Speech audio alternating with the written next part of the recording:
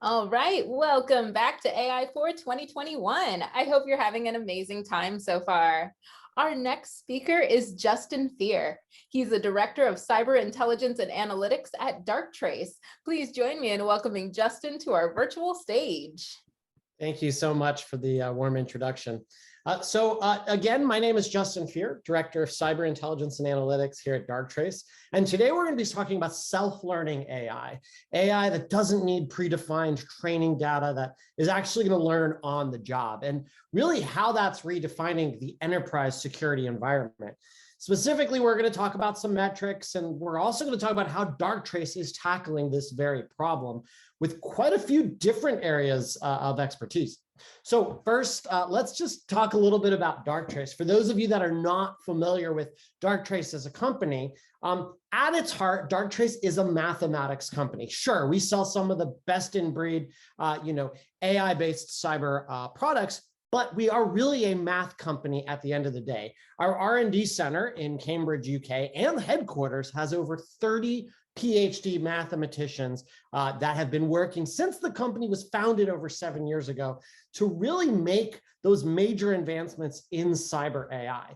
Just a couple metrics for you: 30 plus offices, over 1,500 employees and growing, 60 plus patents along the way. And of course, we work across literally every industry sector you could imagine.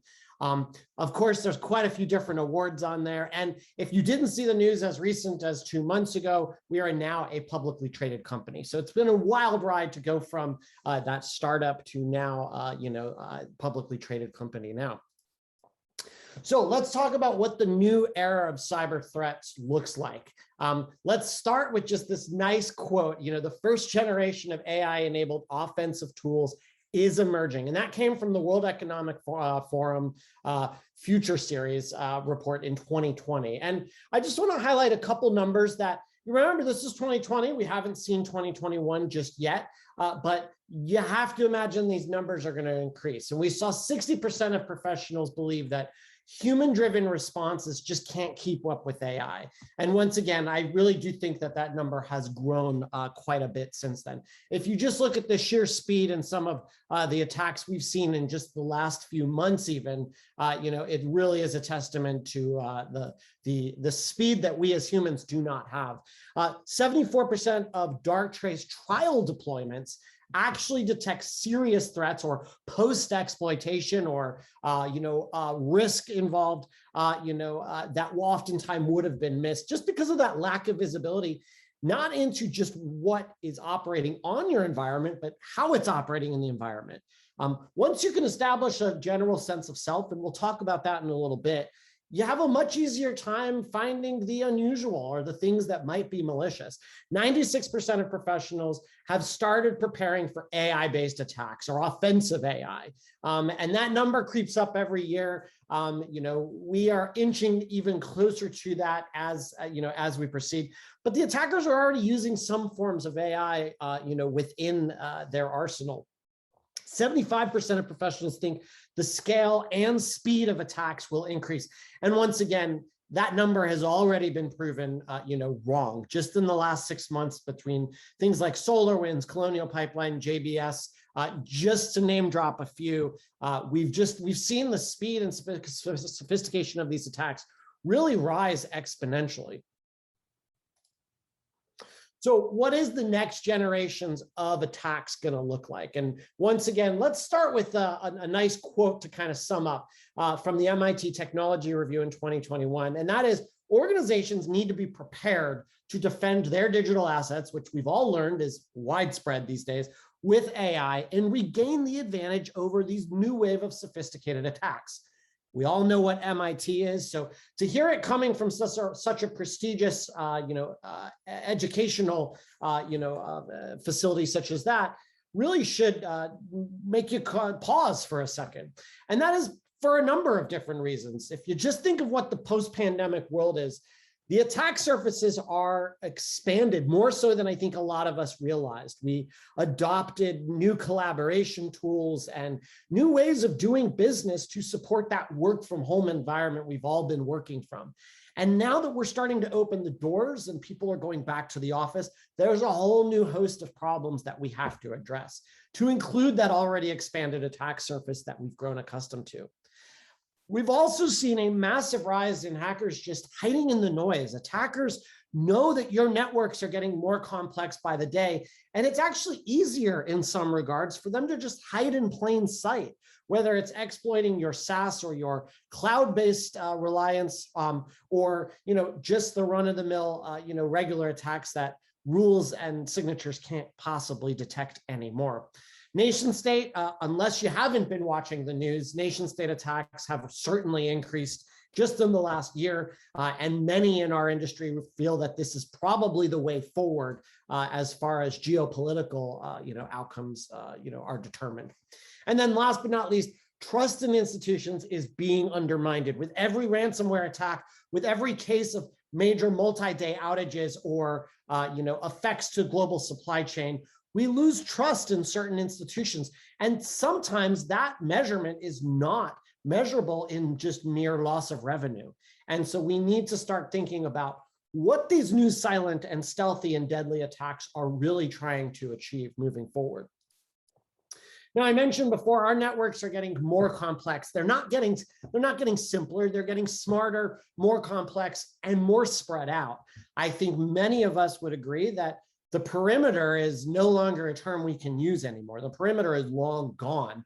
And as I mentioned earlier, a lot of us are going to be embracing a hybrid work from environment, working from home and in the office, which means more mobile devices out there. That use of a VPN becoming a standard operating procedure, not just for those folks that are working from home.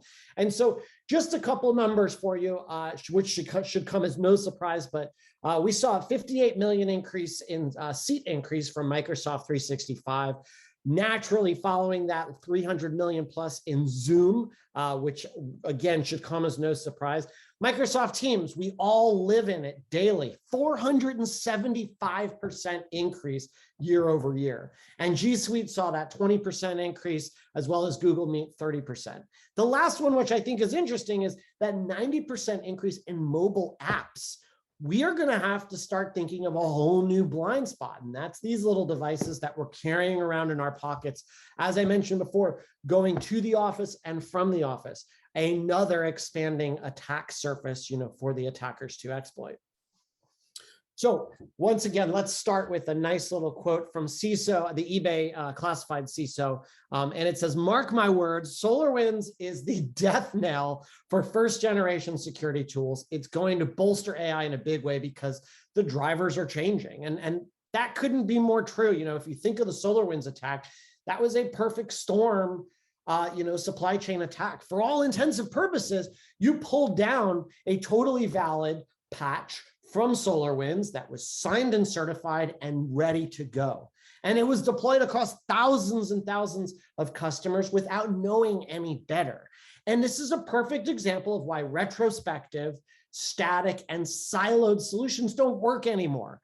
How are we to determine a trusted source hasn't been compromised to actually gain a foothold into our networks? And that is where artificial intelligence comes in. It's perfect, the perfect tool. It's perfectly positioned to spot when a trusted asset starts doing something that it shouldn't be doing. And there's that metric we talked about earlier. In 74% of trials, Darktrace is detecting serious threats, either post-exploitation or just added risk to the overall business unit by poor practices. So just to reiterate, retrospective, looking back at historical attack data and training our system off of supervised machine learning, pre-labeled data sets, it just does not necessarily scale anymore moving forward. Static and pre-programmed policies and rules, once again, don't adapt to those changing environments.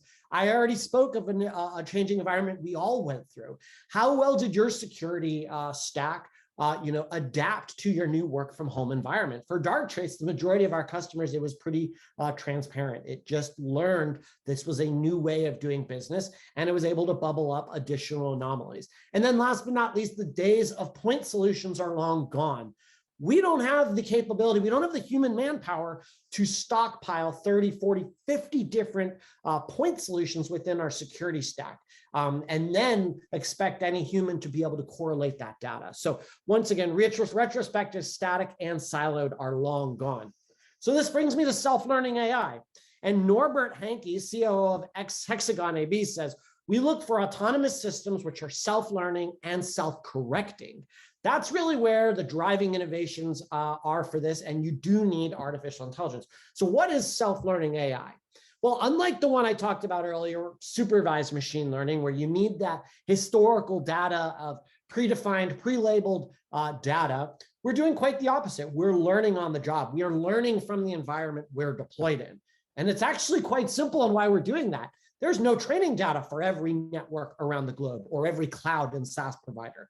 Every user or every customer of ours, while they might be using similar protocols and technologies, ultimately have a fingerprint. They have a DNA that's specific to themselves. And we have the ability using our self-learning AI to learn what's normal at both the macro and micro level for users and devices and spot these subtle anomalies that might be occurring. And it's from those anomalies that we can then add that mathematical weight to it and bubble up all the relevant information needed for an analyst to make a decision.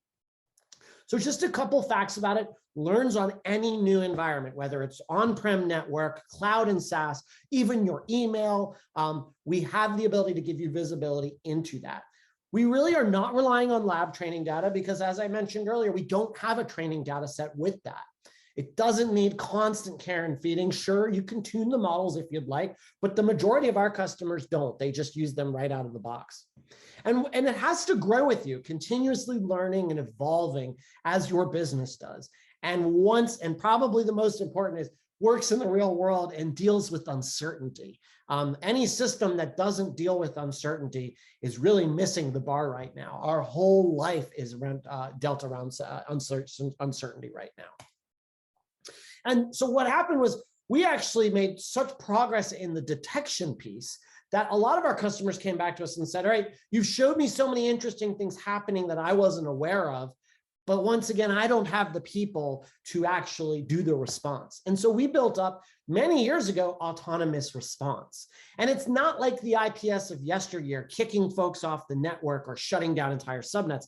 It's taking a measured and surgical response to the particular input that it's receiving.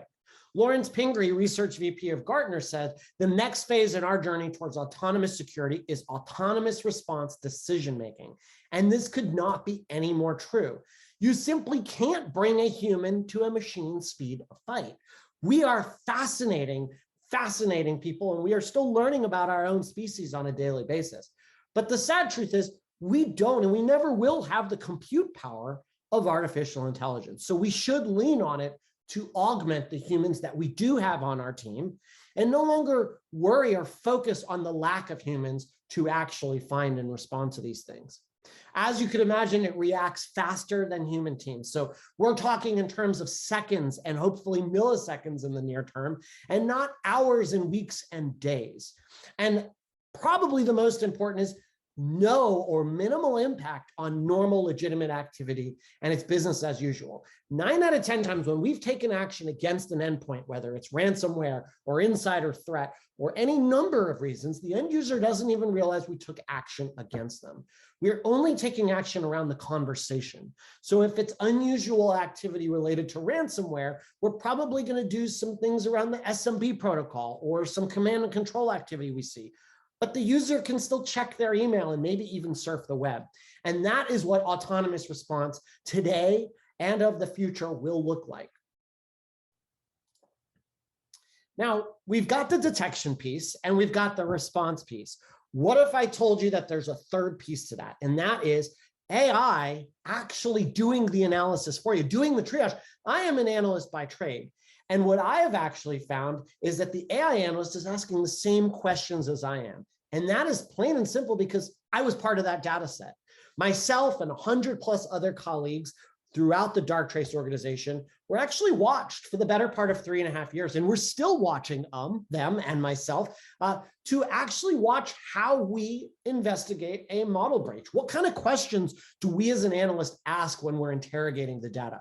What decision trees do we form that ultimately lead us to our hypothesis? We call this the cyber AI analyst, and that is running across all of our customers right now, 24 hours a day, looking at all the model breaches across the entire platform and stitching them together mathematically. The AI analyst has the ability to say, I think this activity happening on a Monday is mathematically related to this strange activity happening on a Wednesday and Friday. And in addition to that, I'm going to ask all the questions I hope your human team would be asking, and I'm going to go find the answers. Last but not least, it can actually put out a nice, easy to read report for you, translatable in a number of different languages using natural language processing. A couple fun facts for you. We are reducing triage time in SOCs by up to 92% already, and 1.4 million events are being investigated weekly. Probably my most exciting feature of this that I love the most is the on-demand investigations. If a client comes to me and says this device was self-reported or another tool in our stack, bubbled this device up, can you run it through all the possibilities and show me what the AI analyst finds? And yes, we can do that. We can plug an IP address and say, AI analyst, go out and look at this over a period of time and tell me if you saw anything strange or worth noting. And I use that almost on a daily basis. So we've got detect, respond, and triage and investigate, all being powered by Darktrace's self-learning AI technology. And just to give you a little bit more in depth about what the AI analyst looks like, this is an example of some of the data you would expect to see. You get a nice little summary, of what is actually happening. Over on the right are the questions: time of day, source device, username observed. How many different hops did I see in this unusual chain of administrative connections?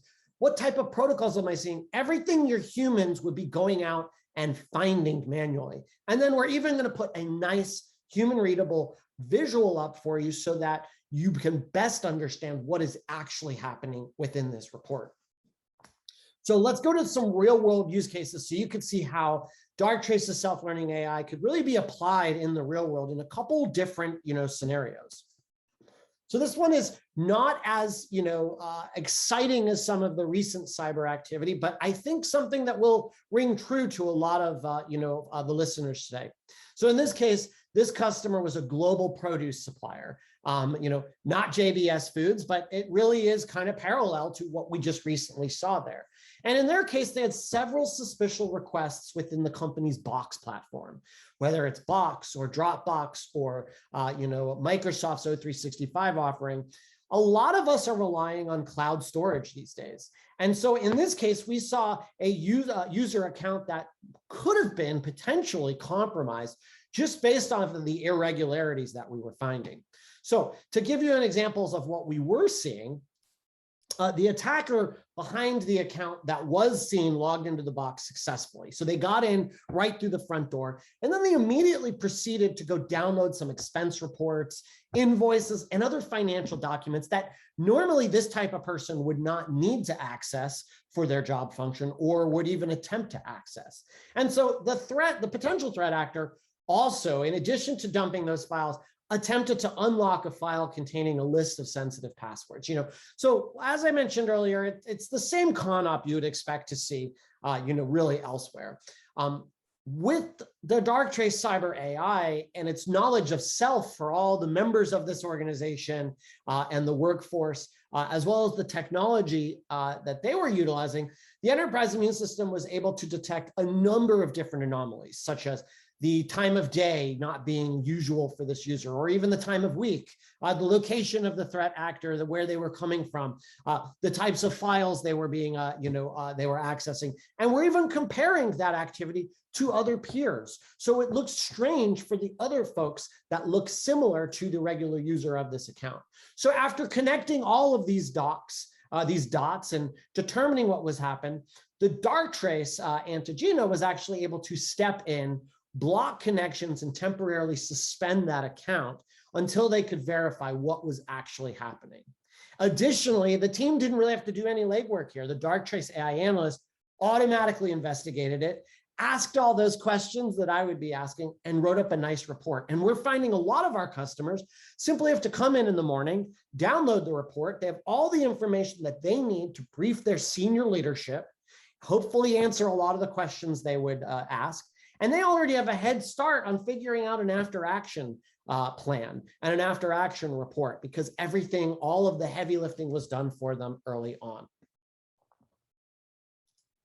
This next one is a case summary of Zeroday ransomware.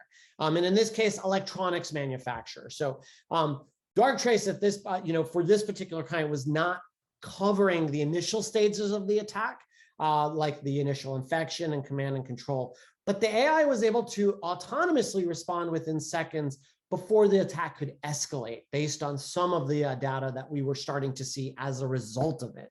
So that's that example I mentioned earlier, that's 74%. We come in a lot of times post-exploitation and can still spot the unusual behaviors associated with it. So in this case, the threat actor was already present within the environment.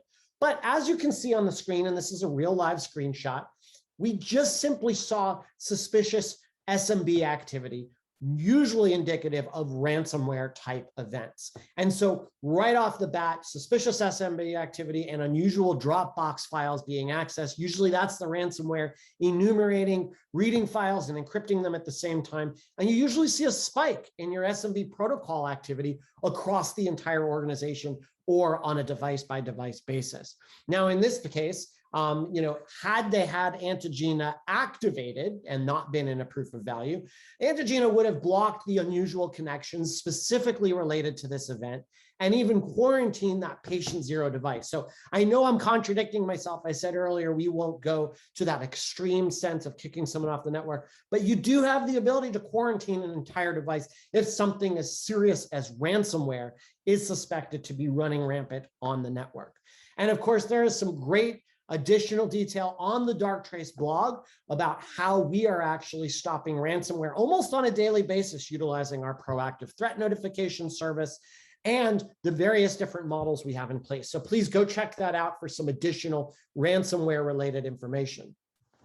This next one is going to be hard to believe, but in other real world client of ours. And in this case, it was plain and simple. An attacker pretended to be the CEO of a company and actually emailed the finance department saying, get this, that they'd been hacked. And because they were hacked, they had to change their bank account and to please reroute all direct deposits for that CEO's salary to the bank account. Absolutely clever. Also absolutely horrifically embarrassing had we allowed this to happen. And so in this case, Darktrace's Antigena saw all the unusual things in relation to this email. The fact that this CEO doesn't normally email with this person in the finance department, the fact that it was a spoofed address, the language being used. There's so many different pieces of metadata within every email that we take for granted that when we connect all the dots between them and even marry them up to some of the network activity, we can spot suspicious and even malicious activity very early on. And in this particular case, Antigena stepped up almost immediately, locked those email links, and actually held the email back from that finance person's inbox. That person never used it. Now, I want to stress this. This is not a gateway. We are sitting behind the gateway. So whatever this email was already traversed through this company's traditional gateway. And that just goes to show you traditional spam block lists just are not fast enough. Attackers can build and burn infrastructure in a matter of a single mouse click. And so we can't rely on those predefined or historical blacklists that we've grown so accustomed to. Before we end for today, I will leave you with this. As a fellow car nerd myself, if you're not familiar, this is the Formula One McLaren race car, and that is Darktrace on the rear wing. And please come check out. It's been an amazing season so far. But I wanted to read a couple, quotes from some of our customers. Karen McClellan, CIO of McLaren Group, says, Darktrace is helping us stay abreast of the changes that are happening in the digital space. Jason Barr, the CISO of Apteam, Darktrace is the single most valuable security tool my team uses today. And then quite a few others that you can see on your website. If any of these look interesting and you'd like a reference call, please, by all means, reach out to us and let us know. With that, I want to thank everybody for taking the time out of your busy day to hear me talk about self-learning AI and what Darktrace is doing. And if you're interested at all at taking this out for a test drive, seeing how it would operate in your network, please reach out to us at darktrace.com or send us an email at info@darktrace.com, and you can book your 30-day free proof of value in any part of your network. On-prem, cloud, SaaS, email, whatever it is you'd like to get some additional visibility in, we can set that up very quickly for you. Thank you again. Wow, Justin, that was amazing. Thank you so much for sharing with us today. Thank you. Thank you. We really appreciate your insight. For the audience, it's time for you to make your way to your next session. Along the way, make sure you accept your connection request and take some time to check out our awesome exhibits. Thanks so much, and we'll see you around.